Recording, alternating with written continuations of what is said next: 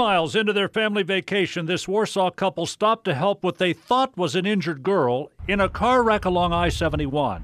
But upon reaching the passenger side, Shane Ruth found another type of emergency. And the girl's screaming, and the guy looks at me and says she was high on drugs. Well, I looked at her real fast. I could tell she was a young child. He says the guy got on top of her and started choking her. In a FaceTime interview, he described how he swung into action. Yelled some profanities at him to get off her, and he wasn't. So I ran to the driver's side of the car, opened the door, and jumped in and just proceeded to punch him.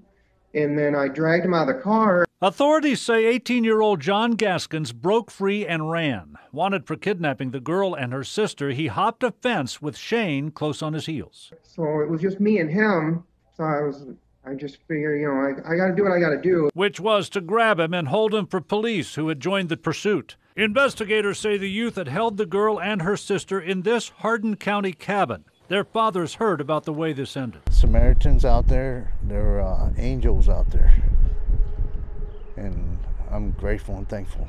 Asked if she was surprised by her husband's action, Nicole told us. No, because that's Shane. I mean, he does anything for anybody regardless of his health. Shane is fed through a tube because of pancreatic disease. He has a degenerative disc disease as well.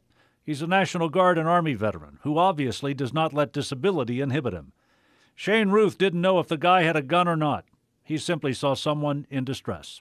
I think, one random act of kindness leads to more. So I just hope other people see that, you can't just think of yourself. You really have to think of other people. Now, Nicole told us the girl was scared, didn't have her phone, couldn't get hold of her parents. Her sister had been locked in the trunk, but was let go before that ride north and the side of the road highway drama that ended with a passerby who cared enough to stop. Mike?